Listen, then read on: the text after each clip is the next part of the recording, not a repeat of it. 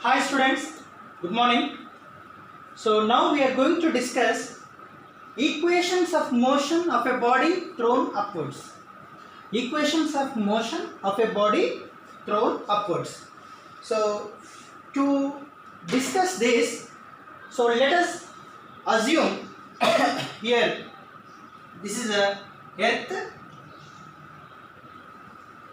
Here one stone is thrown upwards. One stone is thrown upwards. For example, here one stone is there on the ground. This stone has been thrown outside, thrown upwards. So for example, initially stone is at a particular point. That point, let us assume that is A. So when it is thrown in upward direction, so stone reached at particular point. Let us assume that point as D. Now we are going to discuss about equations of motion of a body thrown upwards. Already we have discussed what are the three equations of motion. We have known very well about three equations of motion. First one, V is equal to U plus AT, S is equal to UT plus half AT square. Third one, V square minus U square is equal to 2AS. We have three equations of motion. First one, V is equal to U plus AT, S is equal to UT plus half AT square, V square minus U square is equal to 2AS. So what are the three equations of motion of a body which is thrown upwards? These three equations of motion can be modified in the case of a body which is thrown upwards. Okay. So here the body, when it is on the ground, when it is pushed, when it is thrown, so we have to apply some force on the stone. So it should be thrown into the upward direction. So in that particular case, initially we have to give some velocity, speed to the stone, then it moves into upward direction. So initially it has some velocity. That initial velocity is taken as U. Already you have known very well. So it is thrown, stone is thrown like this. All of you observe here, stone is thrown like this. So here stone should be given, some force should be applied on the stone to move the stone into upward direction. So some velocity should be given, some speed should be given. So whenever some force is applied on the stone, it can gain some speed, it can gain some velocity. So that velocity is taken as initial velocity. So it is indicated by U. So after reaching maximum height, this stone again it comes backwards and it falls on the ground. So when it reaches maximum height, at this particular maximum height, it has some velocity. That velocity is taken as the final velocity, which is indicated by V. Final velocity V. So here when it reaches maximum height, again stone comes backwards. Why stone comes backwards after reaching maximum height? Why? Because the final velocity of the stone will become 0. Whenever final velocity of the stone becomes 0, then stone comes backwards. Okay. So here initial velocity, it will have some initial velocity that is taken as U, and final velocity it becomes 0 when stone reaches maximum height. So here initial velocity, final velocity will become 0. So here stone is moving certain distance. That distance is taken as S, but this stone is reaching maximum height. So that's why this distance can also be indicated as height H. The stone takes some time to reach its maximum height. So that time is indicated by T. Time taken by the stone to reach its maximum height is indicated by T. So here it is having initial velocity, final velocity. So it is reaching maximum height. So that's why the distance traveled by the stone is taken as a height H. and some time can be taken by the stone to reach maximum height. The time is indicated by t. Okay, so now we are going to, here another one concept is there. So here earth attracts stone into downward direction, but stone moves in upward direction. It attracts stone in downward direction, but the stone is moving into upward direction. So both the directions are opposite directions.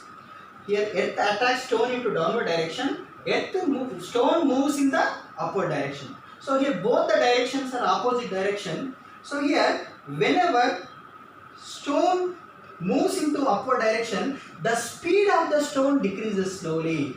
So here stone is thrown into upward direction, stone slowly moves into upward direction, the speed of the stone decreases.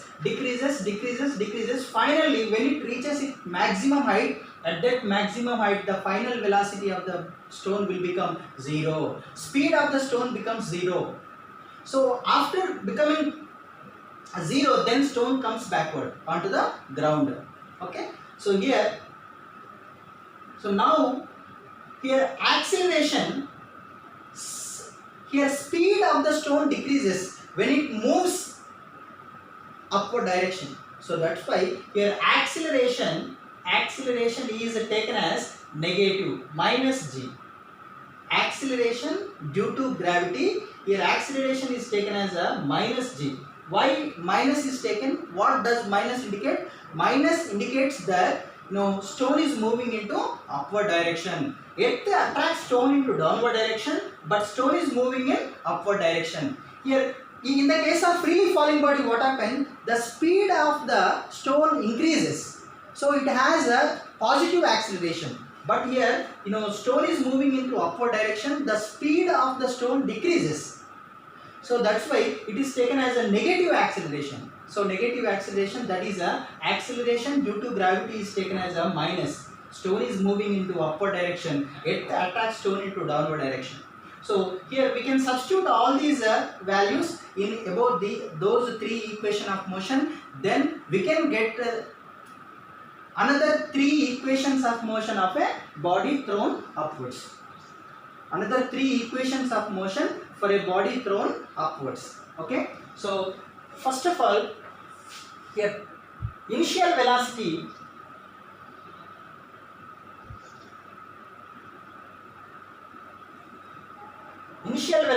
is indicated by u. Here initial velocity of the stone is indicated by u. Final velocity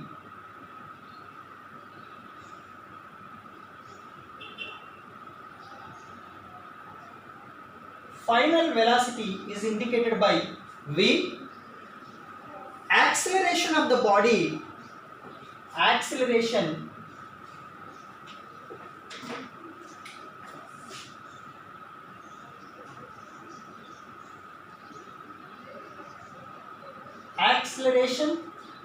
of the stone, of the body, it is taken as minus g, acceleration due to gravity. So here g is indicated, g is taken as acceleration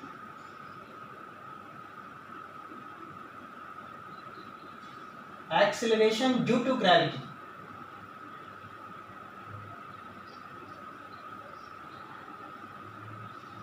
Acceleration due to gravity. Initial velocity, final velocity, acceleration due to gravity. Here t indicates time which is taken by the stone to reach its maximum height. Okay. So next one, here distance traveled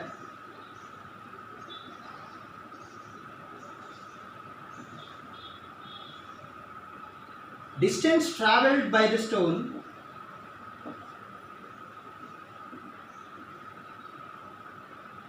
in upward direction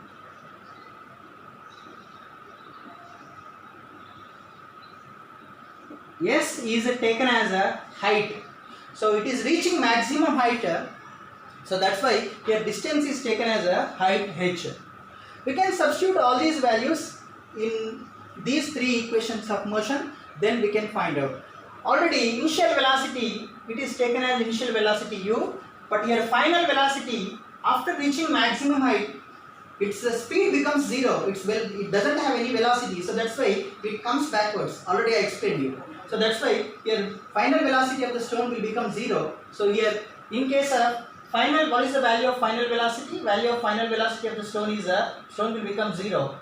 Here 0 meter per second. We can substitute whenever we substitute all these by substituting all these values in above those three equations of motion, we can get three equations of motion for a body which is thrown upwards. Okay, so now from this first equation, final velocity, here final velocity is becoming zero, so that's why we will substitute this final velocity in this final velocity. 0 is equal u plus, here acceleration is taken as minus g, in place of acceleration minus g is substituted into t. So here 0 equal to u plus into minus gt. So here finally we can write like this, u minus gt, that is equal to 0, u is equal to gt. Let us assume this is equation number. So let us assume first this is equation number 1, this is equation number 2, this is equation number 3. So this is equation number 4. Here u, in place of final velocity 0 is substituted. Already you have known very well here. Already I have written is equal initial velocity. You know, the stone, whenever force is applied, it gets some speed. So that is taken as initial velocity u plus, in place of acceleration minus g is substituted. Why? Because stone is moving in upward direction, earth attracts stone in downward direction. So both the directions are same. So that's why acceleration is taken as minus g. So here 0 is equal u plus into minus gt, u minus gt is equal to 0.